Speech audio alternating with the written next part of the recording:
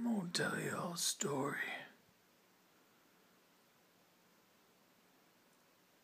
Way back when my daddy worked down the old mill. He worked the late shift, working security.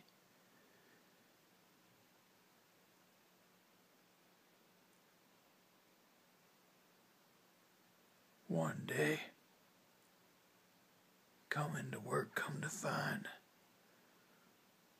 some of the farmers farming up near the mill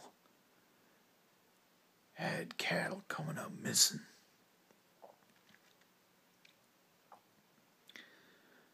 Sent my pappy out to go find out what was what. Now old pappy, he loaded up his gator and he took a shotgun. 'Cause most everyone figured it was an old coyote. Old coyote goring some cattle. And he set out. And he had a spread, about a 3-acre spread he had to check out. About 3 acres he had to verify were safe. Now old pappy, he drove down.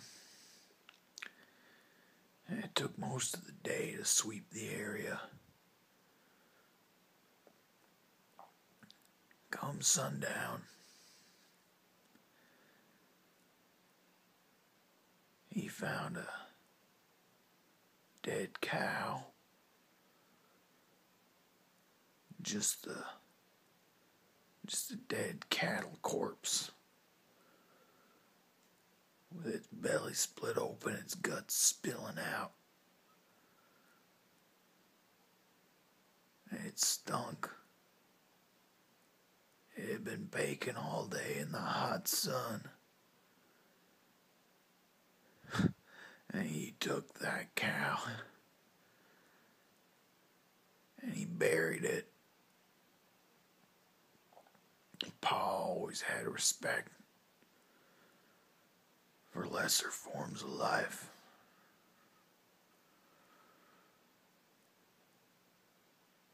And after that, it was dark out. But pappy, he wasn't one to leave a job undone. And so he finished out the last half acre.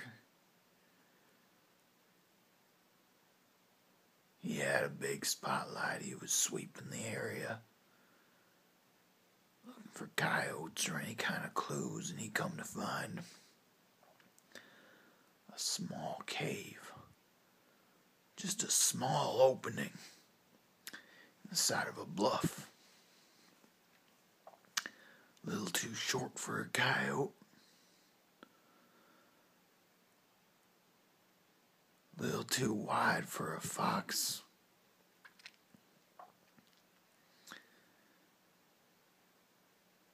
Now pappy, he was a brave man. And he got down on his hands and knees. And he got down prone. And he slithered into the cave.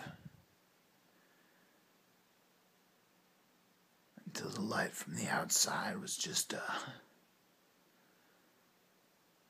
distant memory.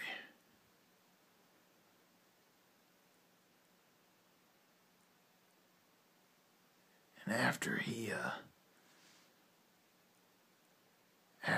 gone into the cave and the light was far behind him,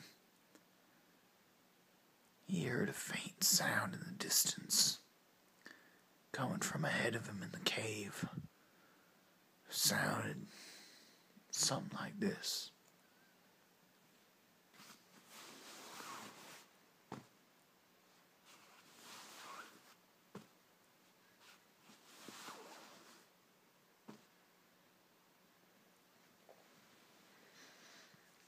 Now Now, Pappy, he'd never heard much like that before.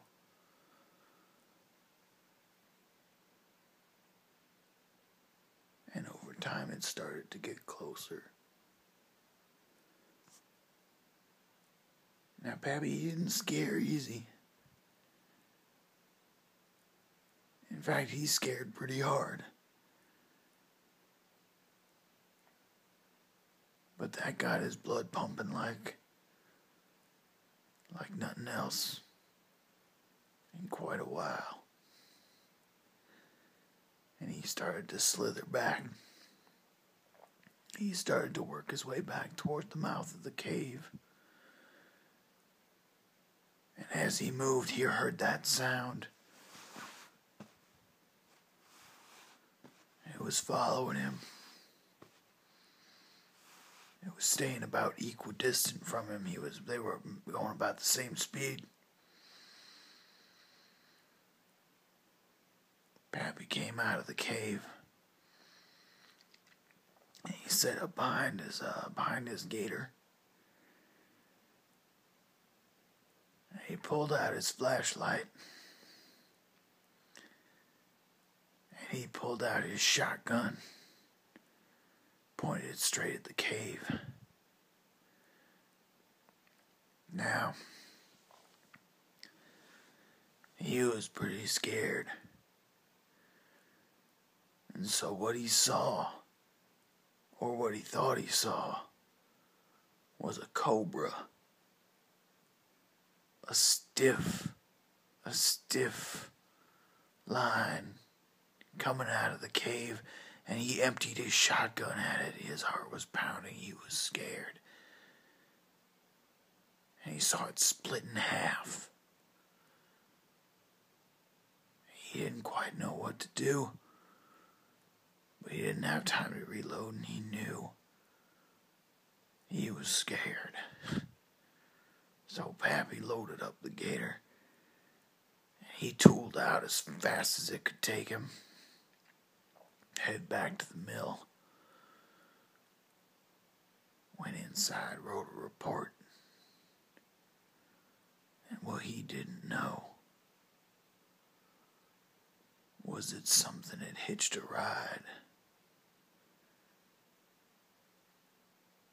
He stepped outside of the mill. And what he saw by the gator chilled him to the bone. It was a small Native American man. Well, not small. But he didn't have no legs. And his fingernails, 10 foot long. Now Pappy saw that and he started running. And he ran and he ran and he ran to his Honda CRV. Now, this was way back when I was still in diapers. So it may have actually been a Chevy pickup. Now, he fired it up. And he turned on public radio and he started driving home. As fast as it would take him. Tried to get his mind off of what he'd seen. Tried to think about how he got away.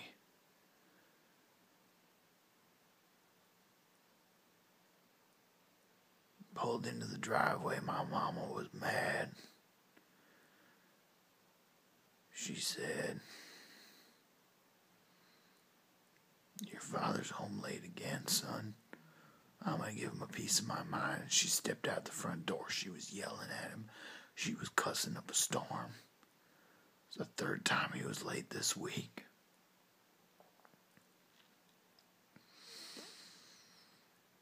He started to explain himself as he walked up the porch, and all of a sudden he fell about 6 inches onto his ankles. He fell on his ankles, and he was standing up right next to his feet. His disembodied feet right next to him. My mama screamed. He screamed in pain. And Swishpop and his his fingernails dragged themselves out from underneath his pickup. He said, "Get inside. You get inside now." And Mama ran inside. Swishpop dragged himself over to the front door. My mama was trying to hide me. But all he did was he reached into my pappy's coat. He took his keys. And he swished back to the pickup and lifted himself inside. He fired it up. He took one fingernail and pushed it on the gas pedal. The last thing I saw, he was heading west. Heading west on I-90.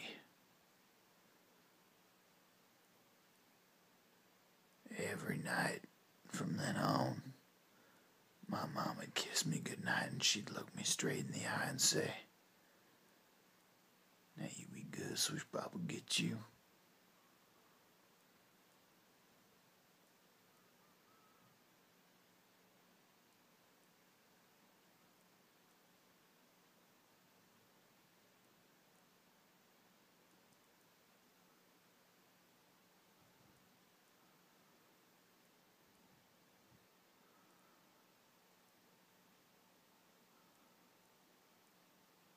You be good. You be good, Swishpop will get you.